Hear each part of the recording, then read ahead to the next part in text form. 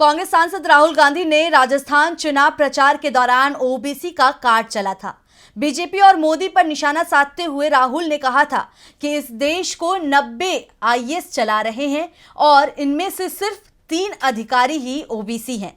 उन्होंने साफ शब्दों में आरोप लगाया था कि पीएम खुद ओबीसी समुदाय से आते हैं, लेकिन पार्टी ने ओबीसी और दलित समुदाय के लिए कोई खास जगह नहीं रखा है। और अब राहुल के बयान पर बीजेपी सांसद ने भी अपनी मुहर लगा दी है, लेकिन अब खुद बीजेपी सांसद ने भी इन आरोपों पर मुहर लगा दी है।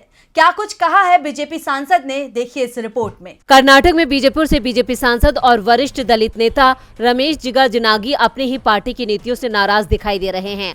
उन्होंने खुलासा किया है कि बीजेपी में दलित नेताओं के लिए आगे बढ़ने का कोई अवसर नहीं है।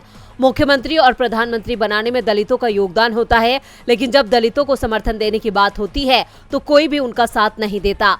ये सोचने वाली बात है। उन्होंने कहा कि देश को आजाद हुए 75 साल हो गए, लेकिन कर्नाटक में एक भी दलित मुख्यमंत्री नहीं बना है, जबकि महाराष्ट्र, आंध्र प्रदेश और तमिलनाडु जैसे आसपास के राज्य में एक दलित मुख्यमंत्री बन चुका है। ये बड़े समाज के लोग दिल क्यों बड़ा नहीं करते, ये पूछना चाहता हूँ। कर्नाटक के पूर्व मुख्यमंत्री और बीजेपी के कद्दावर नेता बीएस येदियुरप्पा के बेटे बीवाई विजेंद्र को हाल ही में राज्य बीजेपी का अध्यक्ष बनाया गया। ये लिंगायत को गोड़ा साहूकार पाटिल कहकर उनको समर्थन देते आए हैं। हम उनके आगे बढ़ने को समर्थन देते रहे, लेकिन बदले में वो हमारा समर्थन नहीं करते।